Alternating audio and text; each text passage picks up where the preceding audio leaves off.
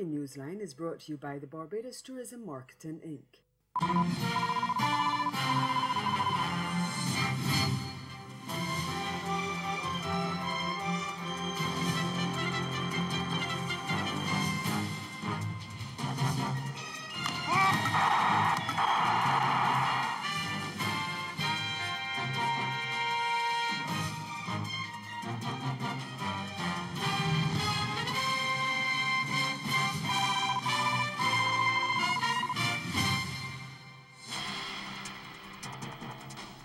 CARICOM seeks UN assistance to resolve the political crisis in Venezuela.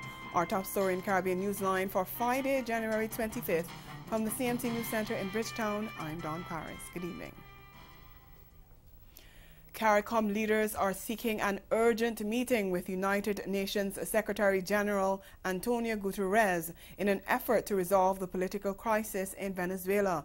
The foreign ministers of Grenada and Suriname, along with leaders from other CARICOM member countries, met by video conference on Thursday to discuss the situation in Caracas, where opposition leader Juan Guaido on Wednesday declared himself interim leader in a direct challenge to elected President Nicolas Maduro.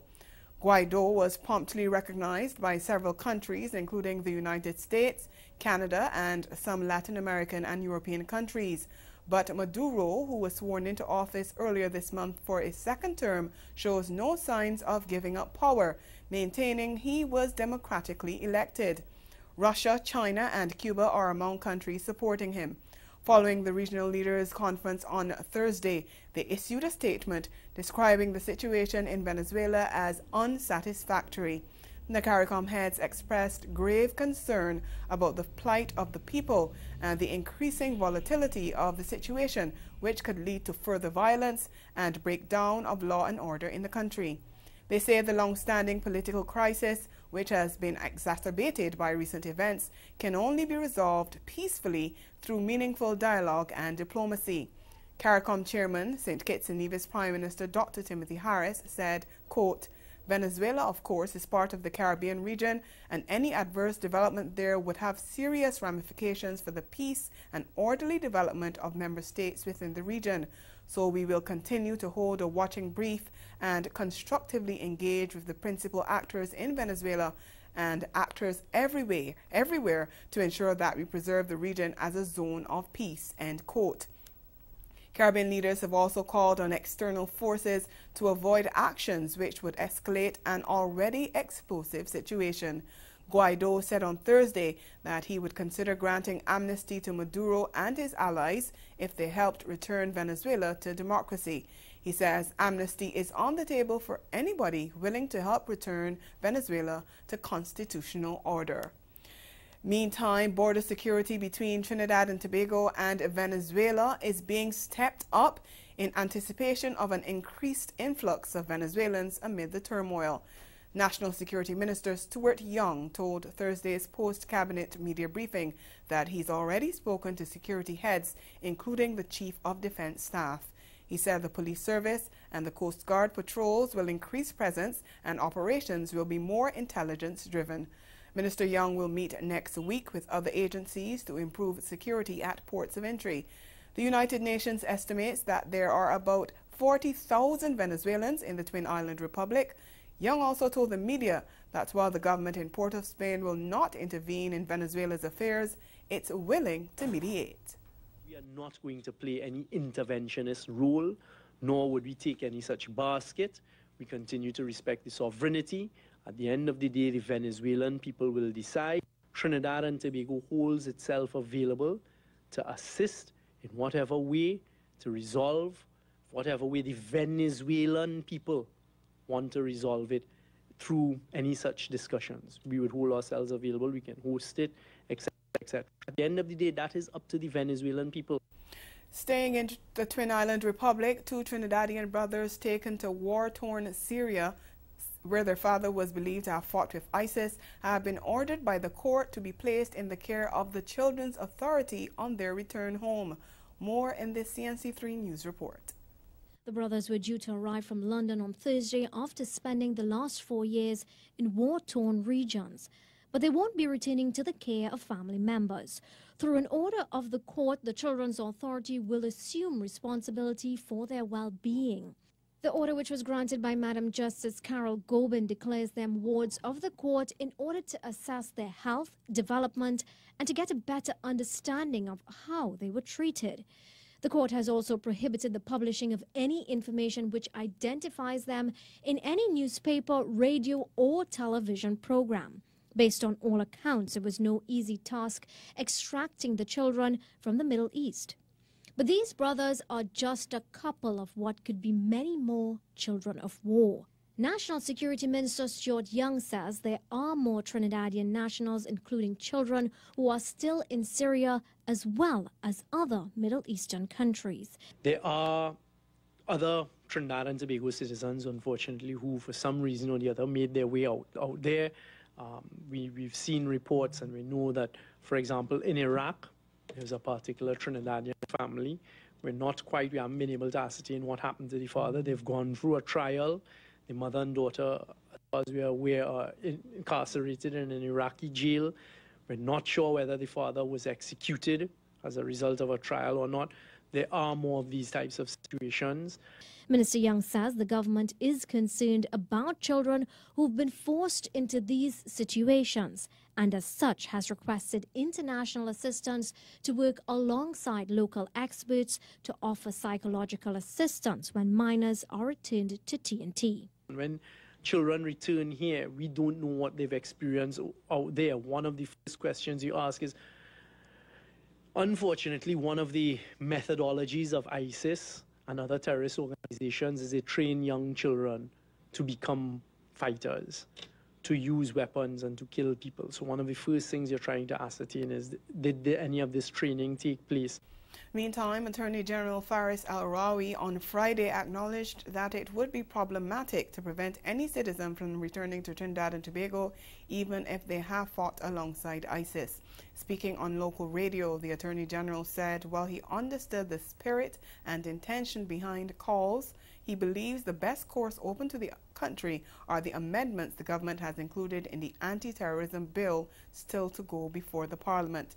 The proposed legislation makes it an offence to, among other things, intentionally join a terrorist organization or provide instruction or training in carrying out a terrorist act. Child labor is on the rise in Jamaica. A study by the Statistical Institute of Jamaica has found that more than 38,000 children are working instead of going to school, some of them as young as 5 years old. TVJ's Kalisha Williams reports. We see them in the streets, young children. Most times they are selling. Some work on farms and others in different areas of the economy. We're so used to seeing some, the fact that they are working when they should be in school goes unnoticed. At times, they work under dangerous circumstances. What we have found is that the leading cause is poverty. And from poverty, you have a number of factors that are subdivided under poverty. When you have a single family household and that parent has to be working, the parent is not educated, so in terms of a job that is taking a substantial income into the home, that is absent. The Ministry of Labour says child labour is increasing in Jamaica.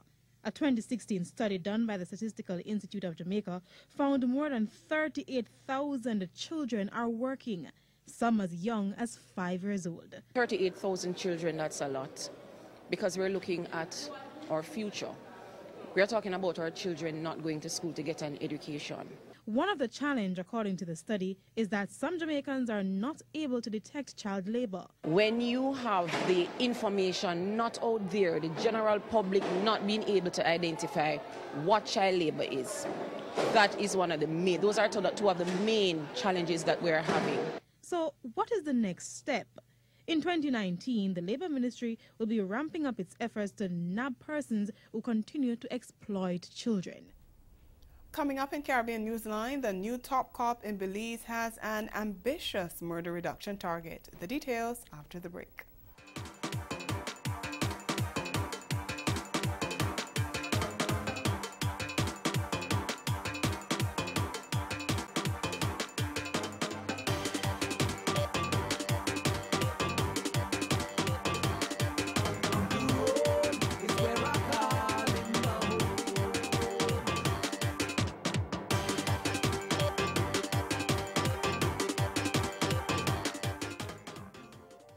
Today we're here talking about the Jesus Ferreira case, which is the police shooting case. Yes, it was. You represented Mr. Ferreira. Yeah.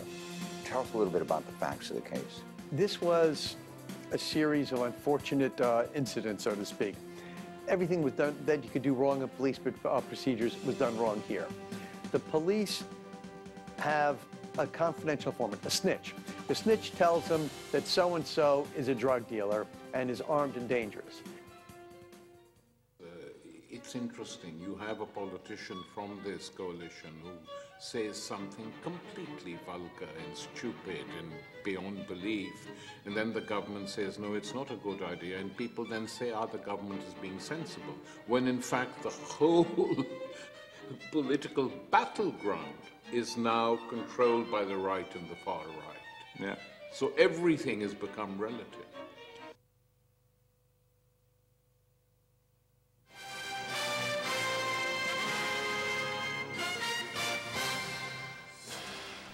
The new police commissioner in Belize, Chester Williams, is on a mission to reduce the number of murders to less than 100 per year. 142 people were killed last year, the highest since 2012, when the figure was 145. But Williams, who recently took up the top cop position, says that high crime will not be tolerated under his watch. No, absolutely not. We've done it before.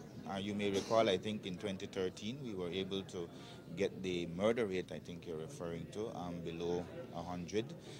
We took over, at least I took over as minister last year in a very challenging time when we were almost 24 murders above the 2017 figure. And if you know the figure ending for 2018, we were only one above the 2017 figure, which means that the trend has been downwards in terms of murder, and we hope to continue that trend in 2019. So I don't think it's overambitious. I think it's achievable, and I'm sure that the new commissioner is going to work hard to ensure that we achieve that. Proposed targets have been criticized as being over-ambitious, but Commissioner Williams has gotten the vote of confidence from the National Security Minister, John Saldivar, who praised his approach to policing. Crime and want to be involved in gang activities, then we have to find a way to deal with them as well. As a department, we cannot and will not allow the masses of our country to be held hostage by the minority. We have to find ways and means as to how we can deal with the minorities and get them in line that we can reduce the crime problem. I've explained the 3 areas that we want to focus on: the gangs, the domestic violence, as well as the nightclubs. And we have to go at these different issues if we truly want to have a dent on the murder count. That was actually the police commissioner in Belize, Chester Williams, talking about his mission to reduce the number of murders to less than 100 per year. St. Lucia, with the cooperation of the International Organization for Migration, has launched a hotline to combat human trafficking. The 24-hour hotline 847 was launched to help bring public awareness to the issue. We get more in this HTS News Force report. According to a press release from the International Organization of Migration, IOM, like any other country in the world, St. Lucia is affected by trafficking of persons, which involves criminal groups deceiving and coercing men, women, and children into sexual exploitation and forced labor. The IOM has partnered with the government of St. Lucia to tackle the crime. The partners launched the Counter-Trafficking Public Awareness Campaign on Tuesday. I believe those days of denying or thinking we are immune to this crime occurring here are long over. Wherever there are people, you will find some who are bent on criminality and unlawful means of enriching themselves. I would want everyone to sit up and pay attention to this campaign. The slogan says it all. Know the signs, see it, report it. The Assistant Commissioner of Police for Crime and Intelligence, Wayne Chalry, says the reality is the demand for transactional sex and cheap labor has resulted in the recruitment of many young girls. He says human trafficking is a form of modern-day slavery, but help is here. Human trafficking victims and those who suspect that the crime is taking place can call 847 for support services. When a call is received by the officer attached to the police control room, the information will immediately be relayed to the Central Intelligence Unit for assessment, development, synthesis, and then dissemination to myself. or the Assistant Commissioner with responsibility for crime and intelligence management for the appropriate action. The Counter Trafficking in Persons Hotline, with the assistance from the public in reporting incidents of human trafficking, can prove to be a very effective tool in combating this threat. The hotline is a toll-free, anonymous, 24 hours, 7 days a week service. We at the Police Department are very pleased and grateful to have contributed to the collaborative efforts of the service provider LIME, the Department of Home Affairs and National Security, and the International Organization for Migration, IOM, for the installation of the Counter Trafficking in Persons hotline. Meanwhile, the Security Minister told Tuesday's launch that he has been in discussion with the Attorney General to strengthen legislation regarding anyone found guilty of human trafficking. This week in Newsline Entertainment, Trinidad's steel bands ready to do battle in this year's Panorama competition, and controversy hits the Junkanoo Parade in the Bahamas. Panorama 2019 is well underway in Trinidad. The competition kicked off on Tuesday with preliminary judging in the single band category in the South Central region. 163 bands have registered for Panorama 2019, and the president of Pan Trinbago, Beverly Ramsey Moore, says this year the organization wants to see more prosperity in Pan. But we are encouraging social prosperity, because Pan is community. Pan is community soul. We need once again to feel that beat and to catch that beat, and we need to feel that rhythm within our bellies. An investigation is being launched into allegations of bribery during the recent Junkanoo parades in the Bahamas. President of the Junkanoo Corporation of New Providence, Silbert Ferguson, says a special committee will work with the police to probe the accusations. We realize that we have been hit with this, okay? When we invite people to join us in our parades, we did not ask anybody to come and do unjust things to our Junkanoo groups, okay? And that is just something that's alleged because there is no evidence. We have a lot of voice notes. We have had nobody come forth, even the person with the voice notes. And so at this time, we still await, but the integrity of our judges, we have always preached that. We have always preached fairness here at the JCNB, because we want to have a level playing field for all of our groups. And over in Guyana, preparations are underway for the annual Mashramani Festival. The children are not being left out, and their competition will run until February 16, when a finalist will be selected. Mary-Claire Williams, Newsline Entertainment.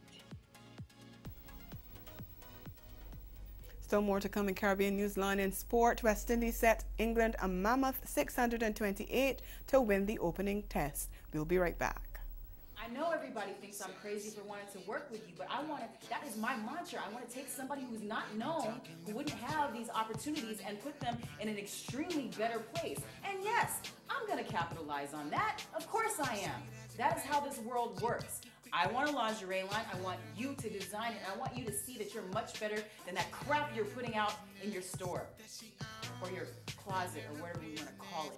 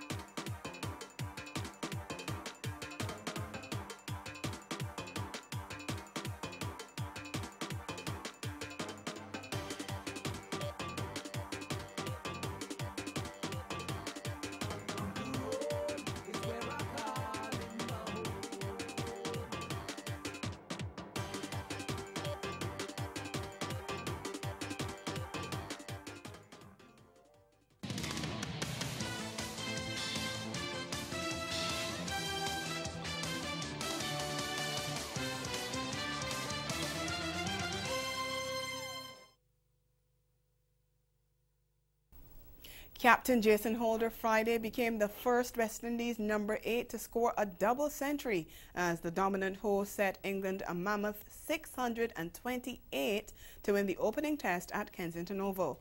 The 27-year-old finished on 202 not out as the Windies declared their second innings on 415 for 6, nearly 3/4 of an hour after tea. Shane Dowrich finished on 116 not out, his third Test 100 in an innings that ensured West Indies batted nearly 2.5 sessions on day 3 without losing a wicket. He and Holder, who came together in the final over of Thursday's second test, put on 295 for the 7th wicket, a record stand against England. Here are the highlights. Here are the highlights for today. It's a day that Jason Holder will never forget. Yes, it was certainly the Holder and Dowrich show. Massive partnership between these two. Shane Dowrich playing a very good supporting role for his captain, who flayed the bowlers to all parts of the ground.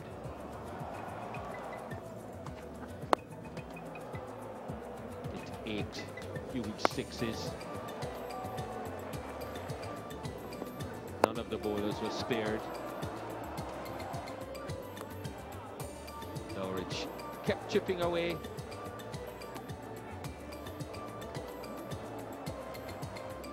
Rotated the strike really well with Holder, and Holder just got into a rhythm, timed the ball beautifully, and brought up his 100.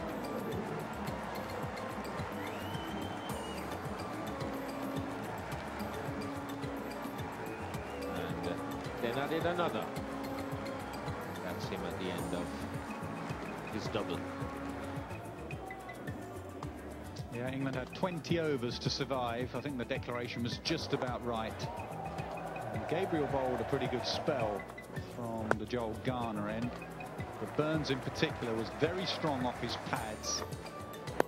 And that sort of area, great balance at the crease. Made him bowl a little bit shorter and wider, and he put that away. England have had problems at the top of the order in the last couple of years. It's something they'll want to put right. Great opportunity tomorrow to put that right on a good surface.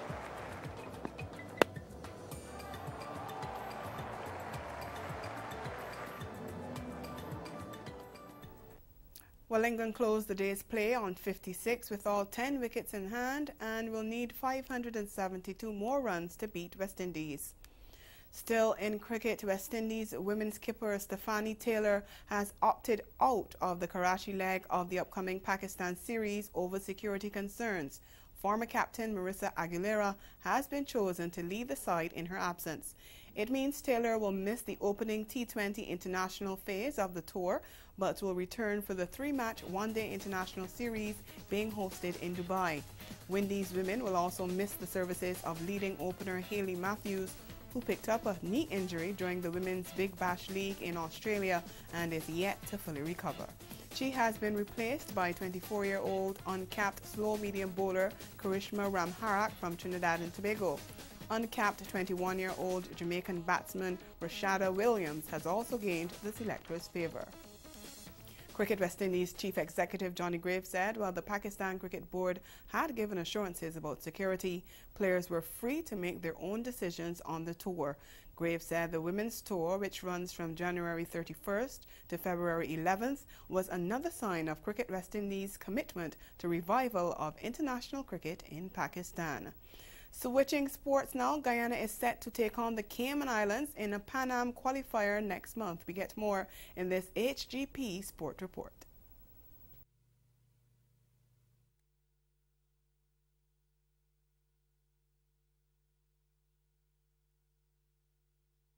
Guyana is set to play the Cayman Islands in the qualifiers for the Pan American Games on the 9th of February. The last time they lost to Mexico, but this time around they are more than optimistic about their readiness to bring home the rugby championship title. The new captain Jamal, who has 11 national caps, said he is experienced enough to lead Guyana through, since he himself has come through the ranks. Challenge. I've been around rugby for about 8 years now. I progressed through the ranks from under 19 coming up, so I believe that through all that experience, all those games, I believe that I've gained the respect of most of the players, if not all of them, and I believe that I've been equipped with the capabilities of handling myself as a captain and as a player.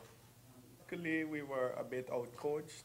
Those teams they play a high level of rugby consistently, and they have probably year-round tournaments, so their players are always in tune, always playing. We don't necessarily have that going for us, and it's very difficult when you just go stop and start and back into it. The coach said that this time around, he has done all he can to ensure that this team is up for the challenge. Now, what we're doing is just fine-tuning our plays and getting everyone to understand their role and position on the field, and trying to get that oil in the guys, so that we could be more positive in our approach to the game. In terms of fitness, I don't have a problem. We just about 90%, 95%, but it's all good because we got a couple of days, and it's good climate for us there, the warm, so we're in good shape. And that's the sport. We'll be right back. Caribbean Newsline is brought to you by the Barbados Tourism Marketing, Inc.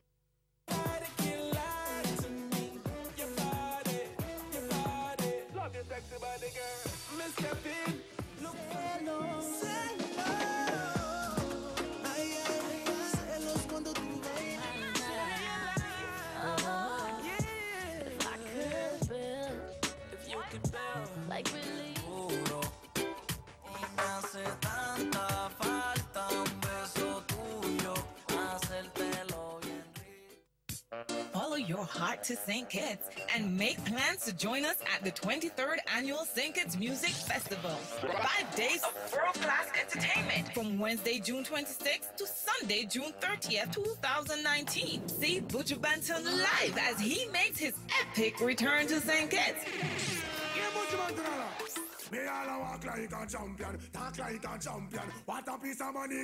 Also, French Montana and Davido. Popcorn and the legendary Smokey Robinson. This is just the first wave of announcements. Many more acts to come. For more information, log on to StKittsMusicFestival.com. The St. Kitts Music Festival, an experience like no other.